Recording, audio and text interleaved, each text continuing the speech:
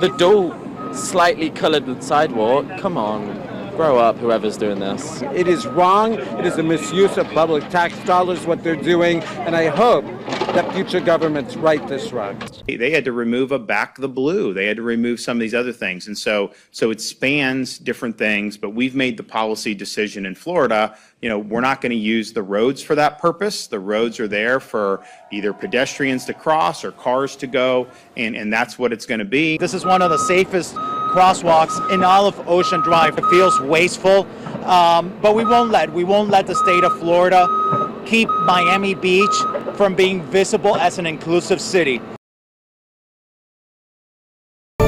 Continuing coverage tonight as Metro Police search for the driver of a person who vandalized the new inclusive crosswalk in East Nashville. Now, the crosswalk just went in last week, the rainbow painted crosswalk located at the intersection of South 14th and Woodland Streets. Again, this is East Nashville. Security video shows the driver of a white Ford van dump what appears to be black paint right out the window over the crosswalk on Tuesday. Metro Council member Emily Benedict argues that the similarities between all people outweigh the differences. We're all more alike than we are different, and I really think that this is somebody who doesn't see that and doesn't understand that we have similarities and that we all just are equal and out here trying to live our best lives. Police say the driver is a white man and was wearing a black t-shirt during the vandalism. If you know anything, you're asked to call Metro Police. Rainbow crosswalks and intersection. They are meant to represent the LGBTQ+ community, but the state now says they're a distraction for drivers. And now cities across the state are having to make changes. CBS 12's Al Peffley joins us live from the Northwood Village in West Palm Beach, one of the 3 spots in our area with one of those displays where the city has come up with different plans to comply. Al? Liz, these crosswalks here at the corner of Spruce Avenue and Northwood Road stand out because they're painted in colors that are a tribute to members of the gay and lesbian community. But as you're about to see, these painted crosswalks won't be here much longer. I think they're beautiful and they add beauty to the neighborhood. Hane Bauer owns a Timeless Treasure gift shop on Northwood Road. Near her store, there's an intersection with 4 crosswalks painted in rainbow colors to honor the LGBTQ+ community. It shows diversity, but also unity, and everybody comes together, and it's just a beautiful landmark. But the Florida Department of Transportation is telling cities these kinds of road surface markings can lead to distractions and jeopardize driver and pedestrian safety and should be removed. In a June 30th memo, FDOT says, quote, the department has the authority to enforce compliance and withhold state funds from any public agency that is found to be in violation. What it really is anti-gay bigotry from the federal government and from the state government, which is so un-American. Rand Hock, the founder and president of the Palm Beach County Human Rights Council, says the state and federal government have no business telling cities to do this. The federal government and the state government just want to do whatever they can do to diminish and erase the queer community. That's not going to happen. We are here, we are queer, get used to it.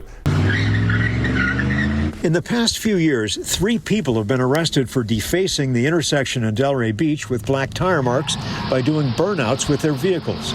This memo not only affects the rainbow-painted crosswalks in West Palm Beach, but also rainbow-painted intersections in Delray Beach and Boynton Beach. The city of Boynton Beach became the first to remove this week, covering theirs with black paint. The Northwood Village is taking a different approach. The city of West Palm Beach says it's taking the colored bricks that would have been used to refurbish its crosswalks to build a monument at Serenity Park nearby, remaining a tribute to the LGBTQ+ community. I am happy that they were able to find an alternative to using those bricks to, build the monument. Right now, the city has come up with something ideal. And Hawk says the city of Boynton Beach still plans to do something to honor members of the LGBTQ+ community. We're waiting to see what they have planned to do. We're also waiting to find out what the city of Delray Beach plans to do with its rainbow-painted intersection. We're waiting on a response from a city spokeswoman about that. Live in West Palm Beach, Al Peffley, CBS 12 News. Flags waving, cars honking. This was the scene Saturday morning at the Pride Crosswalks at Westheimer and Taft. It feels good, and then as you can hear, there's supporters who are driving by, so it feels like we are seen and we are welcome.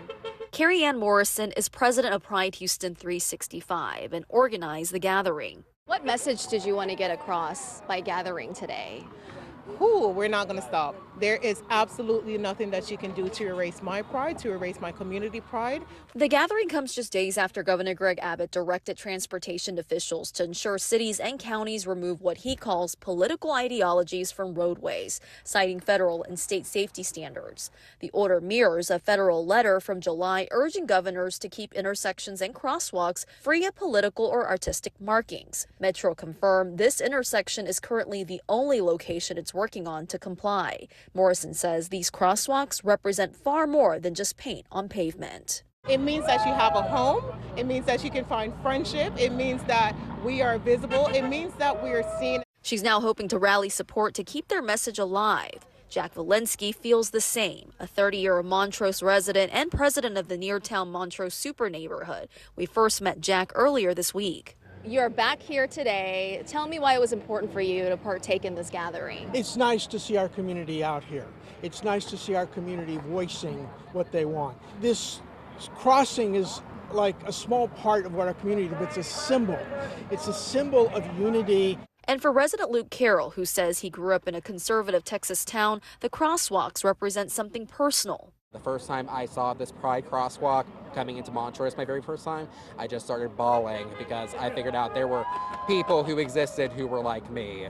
Many here are telling me that's what it's all about, being seen and not backing down. We will fight, whether that is gatherings like this, the parade, or going to City Hall and making sure that our voices are heard, but we will never stop. Fight over a rainbow crosswalk in downtown Delray Beach is now over. The city was planning on taking the state to court after TxDOT crews sandblasted and painted over the mural earlier this week. But tonight, they reversed course, calling it a high-stakes move. CBS 12's Antoinette Delbel joins us from the intersection with the new developments. Annie? Well, it looks like this once colorful intersection will stay this way for now. Crews were just back out here a couple hours ago working on this site, but city leaders made it clear tonight they will not take this fight to court. But you didn't like that. So now you're talking about going to a lawsuit. Much like you didn't like our decision Tuesday, so we're back here. Thursday night's special meeting kicked off with some spirited debate.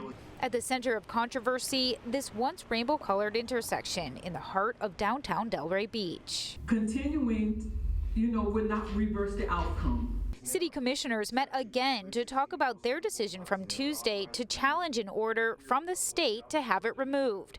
But Mayor Tom Carney, a lawyer himself, says hiring outside counsel to fight what he calls a losing battle is a gamble with taxpayer money. Nobody thinks we can win. Nobody. This is reckless. It's a reckless disregard, by the way, of taxpayer money. I don't see it that way. I see us as taking the lead on something for our residents for a great offense that was done to us. Crews with the Florida Department of Transportation spent several hours on Wednesday sandblasting the intersection less than 24 hours after painting it black in the middle of the night. The city attorney believes a legal fight to repaint the rainbow crosswalk could cost upwards of $100,000. So just to throw money at a lawsuit because you feel good about it, I don't do that with taxpayer money. City leaders eventually voted to reverse its decision and drop plans for a legal battle to repaint the crosswalk. Vice Mayor Rob Long says he's disappointed. This meant a lot to a lot of people. I wish we could push back. We were bullied. We were bullied and we were victimized. Now, this fight might not be over just yet. If the cities of Fort Lauderdale and Miami Beach win their lawsuits over similar crosswalks, then all cities statewide win. Now, Delray city leaders are set to meet again on Monday to talk about other ways to honor the LGBTQ community. In Delray Beach, Antoinette Delbel, CBS 12 News. New directive from Governor Greg Abbott could force some Texas cities to remove symbols and designs from their streets. That includes rainbow crosswalks like the one right here in downtown El Paso. The order instructs TxDOT to crack down on any roadway markings that don't meet state or federal safety standards. Now, I spent the day speaking with people on the street who say this is about more than just paint on the pavement. Well, I think that safety is most important. Me personally, I'm not stupid, so I'm not going to be distracted by a rainbow crosswalk.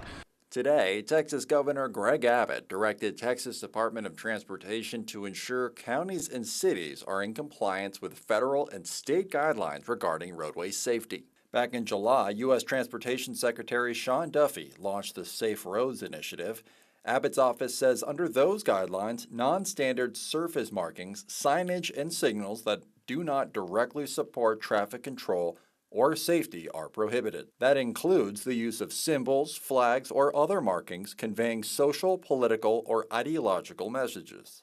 Abbott's office says any city that refuses to comply will face consequences, including the withholding or denial of state and federal road funding and suspension of agreements with TxDOT. Well, this rainbow flag has graced this crosswalk at Missouri and Stanton for years now, but many fear that new TxDOT directive could mean they have to go. I think it's just generally a part of a bigger plan to kind of revert back into a place where we're not as accepting and tolerant of these different lifestyles. But really it will affect us because it's like our expression. Every symbol is the way we are. While some other residents say safety first.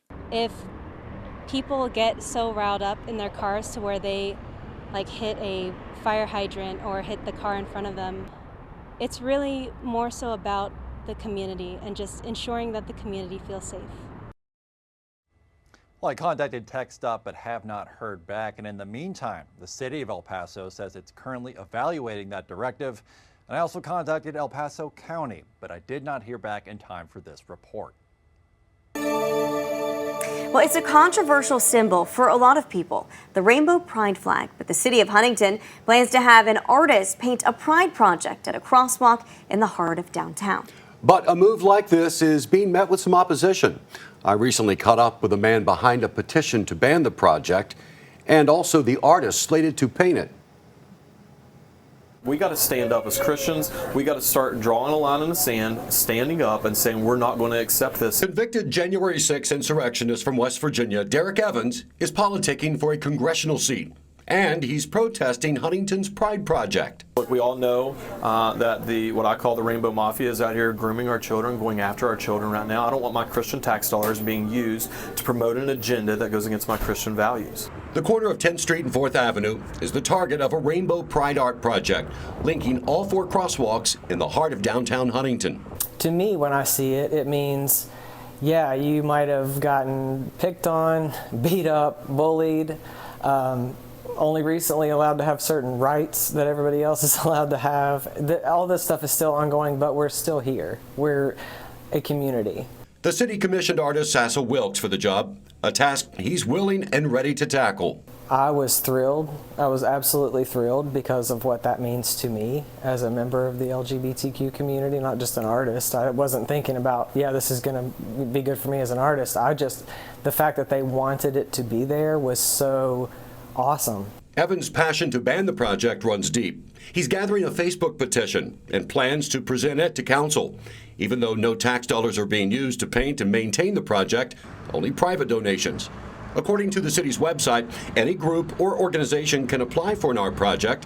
It's spearheaded by the Mayor's Council on the Arts. The Human Rights Campaign has a municipal equality index. Each year, they rate cities based on non-discrimination laws. The city as an employer, its services, law enforcement, and leadership on LGBTQ+ equality. Here's how the most populated cities in West Virginia scored. In 2023, both Huntington and Morgantown got a perfect score, followed by Charleston, Wheeling, then Parkersburg. It does not surprise me, actually. And actually, that would be further proof that we don't need to paint crosswalks to make people feel welcome there. They're already welcome there. Things like having a pride crosswalk or like having open to all stickers on businesses and establishments, those are the things that make it LGBTQ friendly. So I think it's I don't think it's a matter of like once you get there and you're cool with everybody, like you don't have to try anymore. I think those efforts are what makes a place feel safe and comfortable for everybody. Charleston had its pride painted in the east end of town. It doesn't bother Grant Hedrick. He says setting an example for his kids is key. I think everyone should raise their children to be accepting of all culture, regardless of if they're gay or straight. And I think that the bigger problem would be to think negatively of someone just because of their beliefs. But the prideful paint job is set in stone, or in this case, asphalt. And strokes of the brush will begin this summer.